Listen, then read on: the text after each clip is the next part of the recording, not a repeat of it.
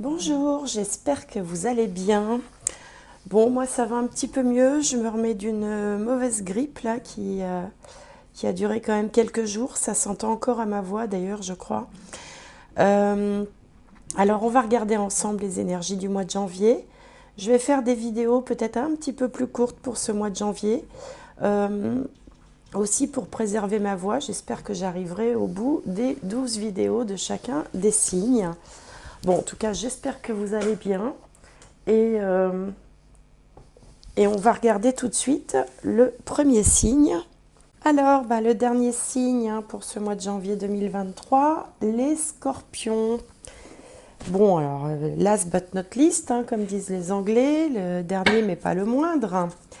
Alors, on va tout de suite regarder avec la sagesse de l'oracle un message pour vous, pour les scorpions. J'espère que vous allez bien déjà. Et puis j'espère que vous allez avoir de belles énergies. Alors, on a ici la réparation. Alors, réparer, ça peut être réparer une situation qui a pu mal se passer. Ça peut être faire une réparation psychologique aussi, réparer une difficulté qu'on a connue dans l'enfance. Bon, il peut y avoir plein d'interprétations possibles. On va regarder avec l'oracle de Shine si ça nous en dit plus. Alors, pour les scorpions, hop, elle a sauté, la voilà. L'amour aussi. J'ai l'amour aussi parce qu'avant, il y avait les Gémeaux. L'amour, donc réparation, l'amour, est-ce qu'il peut être question de réconciliation? Est-ce qu'il peut être question de peut-être faire des efforts, d'essayer d'arranger une situation qui se serait envenimée, une tension qui serait apparue et qu'on n'a pas envie de laisser comme ça. Alors, on va regarder avec l'oracle du soleil ce que les cartes ont comme message à nous délivrer. Celle-là, elle a sauté, on va la prendre. Et je vais faire donc en 5 cartes. Hop. Donc ici, c'est l'énergie dans laquelle vous vous trouvez. Là, ce qui peut jouer un petit peu en contre, en votre défaveur. En haut, l'énergie qui arrive à vous. En bas, le résultat. Et puis la finalité, c'est-à-dire ce qui arrive un petit peu plus tard dans un deuxième temps, ou comment les choses évoluent encore un petit peu plus tard. Bon.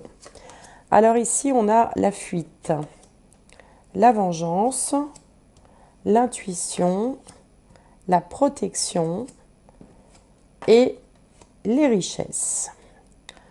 Bon, il y a un petit peu de tout. Il y a 2 cartes de Mars quand même. Sur vous, la fuite et en contre, la vengeance. Donc là, il y a peut-être eu un petit peu de grabuge dans une relation. Alors, ça peut être une relation sentimentale, mais ça peut être aussi une relation familiale, amicale, professionnelle. Après, vous savez, les cartes peuvent s'appliquer dans différents domaines. Bon, là, ça ressemble plus à quelque chose de sentimental parce que l'amour, on est rarement en amour quand même dans le domaine professionnel. Mais bon, parfois, il peut y avoir d'attachement. Il peut y avoir aussi... l'amour, c'est le domaine aussi des ressentis, des émotions. Et même dans le travail, on peut parfois vivre des émotions. Alors, votre première réaction ici, c'est plutôt l'envie de foutre le camp avec la fuite, de se dire peut-être que vous en avez assez, ou peut-être qu'il y a eu quelque chose, on vous a fait, comme on dit communément, une vacherie, ou on vous a fait un mauvais coup, et parce que vous avez envie de prendre la fuite et vous hésitez en fait entre vous venger, c'est-à-dire vous battre, ou plutôt tout quitter, quoi. Bon. Mais c'est pas tellement comme ça que ça va se passer, puisque en fait on voit que la carte, l'énergie qui domine, s'appelle l'intuition. C'est une carte de Mercure en Cancer. C'est un petit peu le mental au service des émotions. C'est peut-être pour ça que dans ce jeu-là, ils l'ont appelé l'intuition. C'est-à-dire que vous allez finalement, plutôt que d'avoir une réaction comme ça, un peu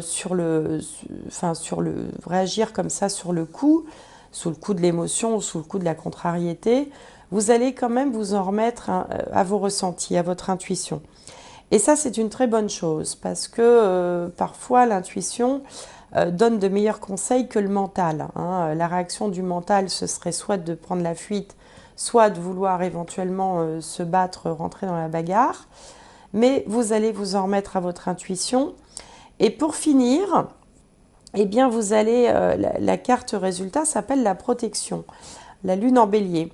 Alors, soit vous voulez protéger vos arrières et vous décidez que finalement non, vous n'allez ni vous venger ni prendre la fuite, mais plutôt être dans l'observation et agir différemment pour, alors, ou vous protéger ou protéger les autres, ou protéger votre famille, vos enfants, protéger une relation à laquelle finalement vous tenez quand même, protéger, sauvegarder votre emploi. Donc vous allez finalement, votre réaction va être différente de votre première réaction. La première réaction, c'est plutôt d'agir, et la deuxième réaction, c'est plutôt d'observer et de jouer, comment dirais-je, la sécurité. Voilà, jouer la sécurité. Et finalement, ce sera une bonne chose parce que la finalité, c'est une carte qui s'appelle les richesses. Saturne en Capricorne, donc il peut parler de promotion, qui peut parler d'amélioration professionnelle ou dans le cadre social d'augmenter, enfin d'améliorer finalement son statut ou de... Alors le statut, ça peut être vaste, hein. Par exemple, le fait si vous êtes dans une relation sentimentale qui a connu une difficulté, ben, plutôt que de tout plaquer, s'accrocher pour finalement repartir sur des bases plus solides, parce que Saturne, c'est les bases solides aussi. Et puis se dire qu'on va construire quelque chose, et c'est en ce sens-là qu'on peut parler d'élévation. Ici, on avait la réparation, donc peut-être aussi que... alors, soit vous êtes un petit peu à l'origine du problème, hein, on n'est pas tous parfaits, on fait tous des bêtises ou des erreurs, et du coup, vous essayez finalement de vous racheter d'une façon ou d'une autre. Soit c'est vous qui avez subi peut-être quelque chose de désagréable, et vous décidez de vous accrocher malgré tout, estimant, grâce à votre intuition, que finalement le jeu en vaut la chandelle. Vous voyez, par exemple, ça peut être quelque chose comme ça. Alors, je vais recouvrir avec le tarot. On va essayer d'en savoir plus. Donc, pour les scorpions, hop. Je ne sais pas ce que j'ai ce soir, je vais tomber mes cartes. Alors, pour les scorpions, pour le mois de janvier 2023. Alors, on va regarder, on va recouvrir.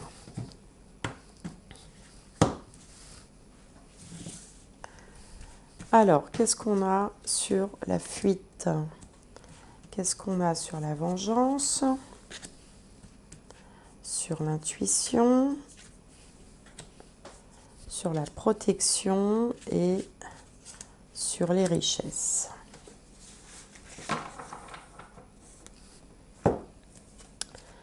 Alors, ici, on a le 6 d'épée, hein. C'est vraiment la fuite sur la fuite. Là, on a le 9 de pentacle, c'est plutôt la richesse, c'est plutôt l'abondance. La roue, qui est un arcane majeur qui parle de changement.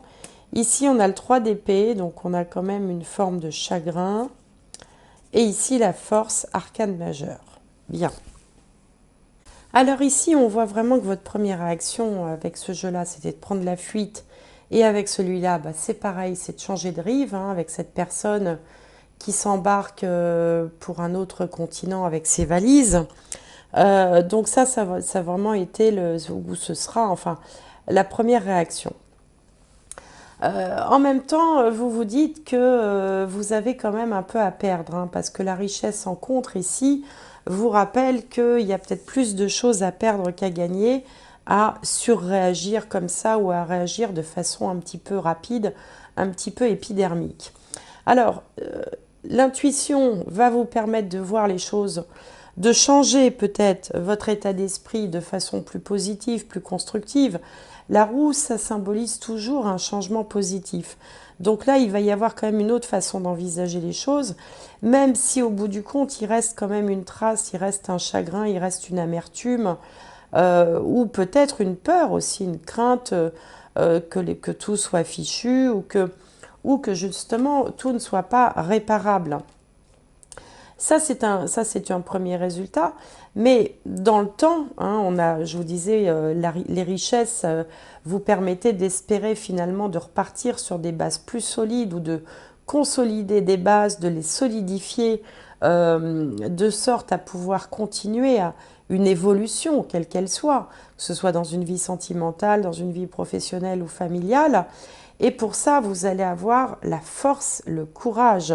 C'est-à-dire que finalement, vous passez un peu par différents stades, différentes émotions, de l'envie de ficher le camp à l'envie de se dire je vais tout perdre, finalement se poser, réfléchir, écouter son intuition, changer comme ça de direction, changer un peu de braquet, peut-être pour certains ravaler une certaine rancœur, une certaine tristesse, ou au contraire se dire voilà, vraiment le jeu n'en vaut pas la chandelle, et puis arriver à se rétablir, à se régénérer. C'est très scorpion, hein. On dit toujours que les scorpions renaissent de leurs cendres.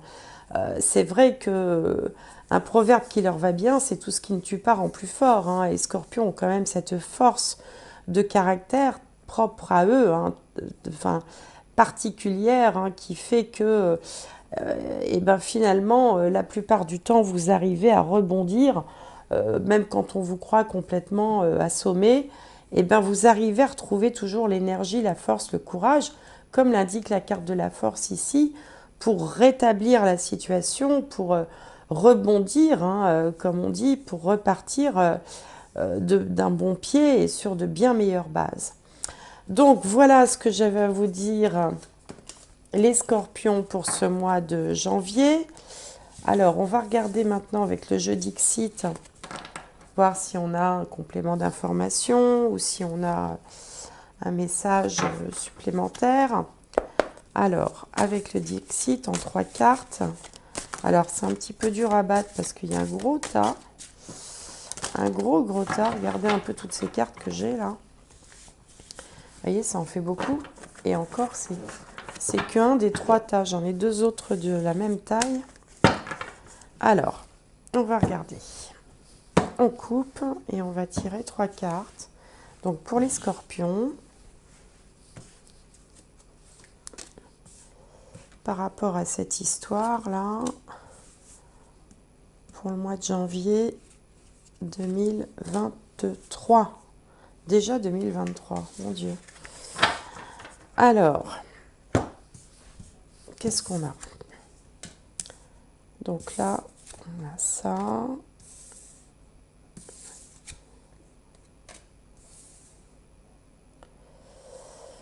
Ouais, on a envie un petit peu de sauver les meubles, hein, de préserver l'essentiel, hein. Ici, ça symbolise l'intuition, hein. C'est l'œil au milieu de ce qui ressemble à un fantôme un peu. C'est l'œil de la clairvoyance, c'est l'œil de l'intuition. Vous voyez là qu'il est au milieu. Vous voyez l'œil là. Donc là, on voit que vous allez quand même vous poser 5 minutes et vous dire, bon voilà, est-ce que vraiment ça vaut le coup? Est-ce que ça vaudrait pas plus le coup en fait de s'accrocher un petit peu? On vous sent un petit peu perdu ici, comme cette petite fille au milieu de la jungle. Mais en même temps, vous voyez, on voit un visage là. C'est comme s'il y avait un visage ici, vous voyez, avec des lunettes là, des oreilles. Et que... et ça symbolise aussi l'intuition. Ça symbolise aussi le fait d'arriver à percevoir ce que tout le monde ne perçoit pas. Parce qu'il faut quand même regarder de près, hein, pour arriver à voir le visage qu'il y a dans ce paysage.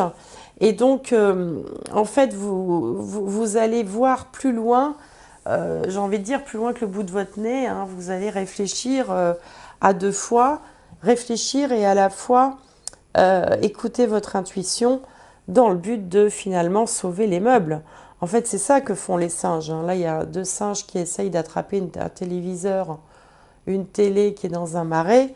On essaye de sauver les meubles parce que je pense que à l'issue de vos réflexions, vous vous direz que bon, vraiment, c'est trop bête et qu'il faut réparer, encore une fois, hein. C'est ça qu'on vous disait, que ça vaut pas le coup de tout fiche en l'air, que ce soit encore une fois une situation professionnelle, sentimentale, familiale ou amicale, et que ça vaut le coup peut-être d'essayer de réparer, de récupérer ce qu'il a encore, tout simplement. Alors, on va regarder maintenant avec un dernier message, avec les cartes de l'intuition. Un dernier message qui peut-être vous donnera une forme de conclusion, de synthèse, ou un conseil supplémentaire, hein, peut-être. Donc pour les scorpions, hop, là voilà. Le masque. En montrant une fausse image de vous, vous vous éloignez de votre véritable être.